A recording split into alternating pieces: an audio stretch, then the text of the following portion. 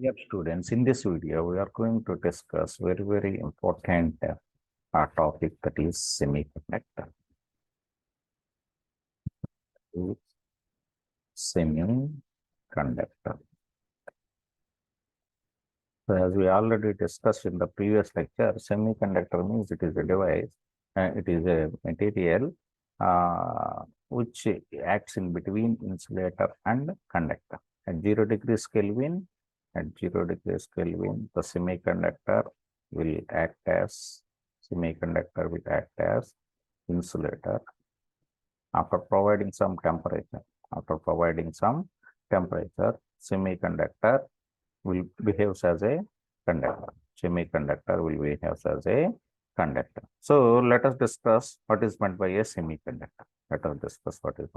So the examples of semiconductors are germanium and silicon. So coming to the atomic number of silicon, it is 14. In the germanium, it is 32. Okay, so the atomic number of silicon is 14 and the atomic number of germanium is 32. Okay, let us see the structure of silicon. So we know that. So for example, this is the nucleus. This is the first orbit.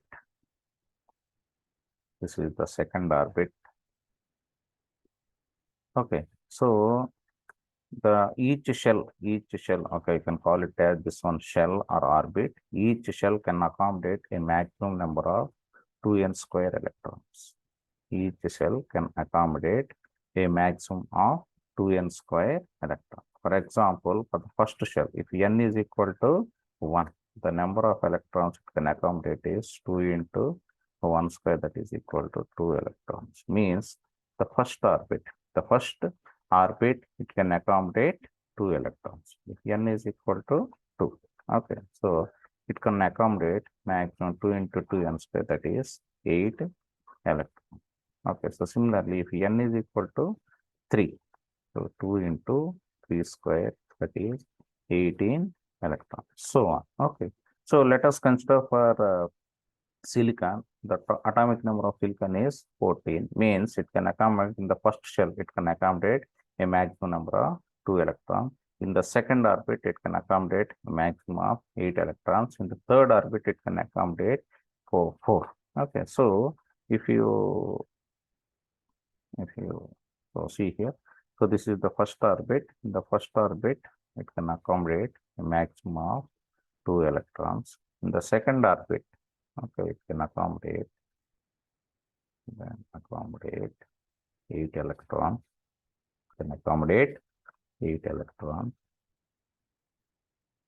And one thing you remember, so for example, if there are n number of shells, okay, so the last shell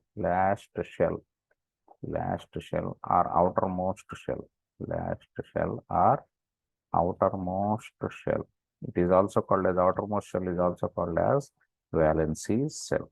Outermost shell or valency shell can now accommodate a maximum number of 8 electrons. So any material, okay, so the last shell or the outermost shell, it can accommodate a maximum number of 8 electrons. So now coming to this silicon structure. So here totally 14 electrons are there. So in the first orbit, 2 electrons are filled. In the second orbit, 8 electrons are filled. Coming to the third orbit means here this is the outermost orbit. Here. So the possibility is here only 4 electrons. So we can accommodate only 4 electrons. Okay, so either in the outermost orbit, in silicon, in the outermost orbit, okay, we are having 4 electrons. Okay, so in this, the outermost orbit is called as valency shell or valency orbits. The electrons present in this valency shell or valency orbit are called as, means this electron is called as valency electrons. Okay, so So coming to the germanium also, if you coming to the germanium, so the atomic number 32. So it is in first orbit, it can accommodate a maximum number of 2 electrons. In the second orbit, it can accommodate a maximum of 8 electrons. In the third orbit, it can accommodate. And in the fourth orbit, it also. So in silicon for germanium. So here also in the outermost orbit, it is having 4 valence electrons. Similarly, in silicon also it is having outermost valence electrons are 4. Okay, so this is the structure of semiconductor device silicon. Okay, so coming to the other definition of the semiconductor, see what is meant by a semiconductor. So semiconductor. So semiconductor means, okay, so what are the main source for the current? What's the main source for the current? The main source for current is charge carriers. The main source for current is charge carriers. What are charge carriers? We are having 2 types of charge carriers. What are the 2 types? What are the 2 types of charge carriers we are having? One is electrons. The other one is holes. Okay. So what is the nature of the electron? Electron is negative in nature. Negative. And holes are in positive in nature. Positive. Okay. So what is the notation used for representing the electron? N. Small n is used for representing the electrons, and holes is it is represented for P. Means what is this N or P is number of electrons or holes per cubic centimeter or per meter cube. Okay.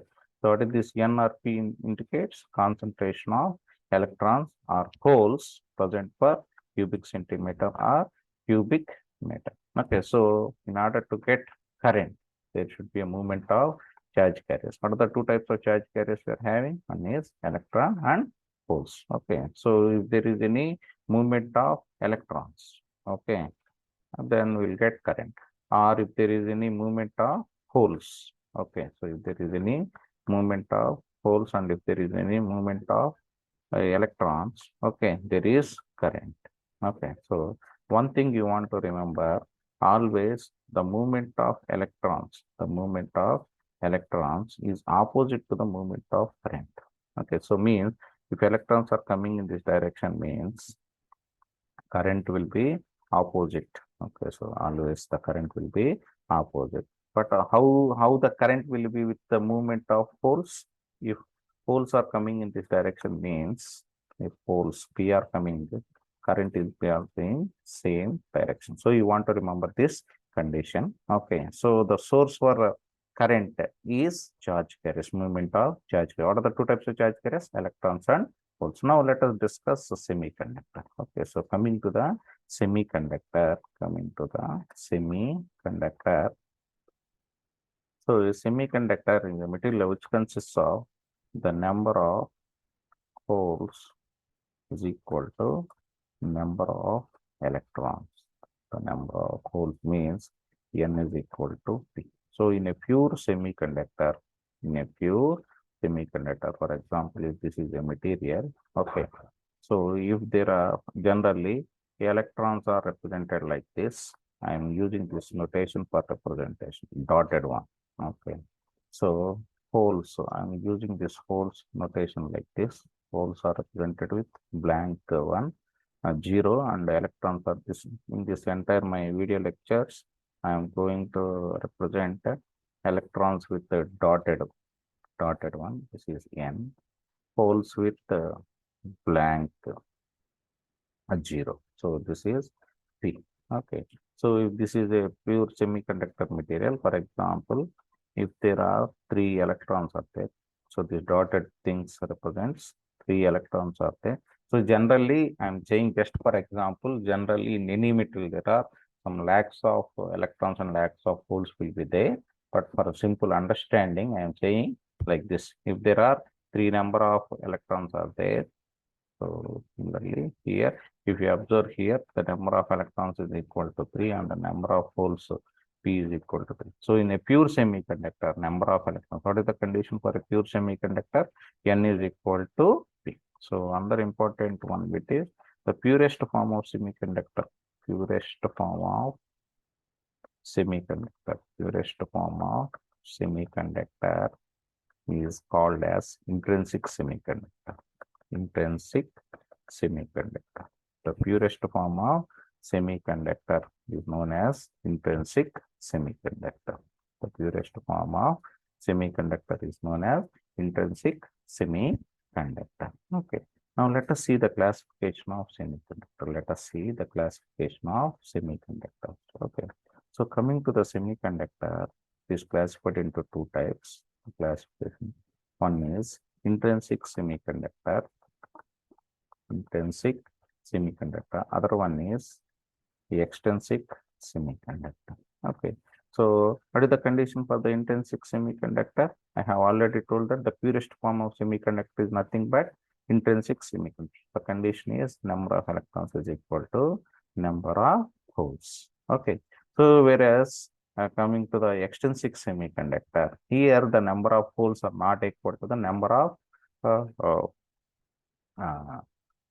of electrons. Okay, here the n value here in extrinsic semiconductor, number of electrons is not equal to number of holes. Okay, so in next coming lecture we will discuss briefly regarding the extrinsic semiconductor. Okay, so the semiconductors are the main source, so we will discuss in this BE course. Okay, so in the next video we will discuss extrinsic semiconductor.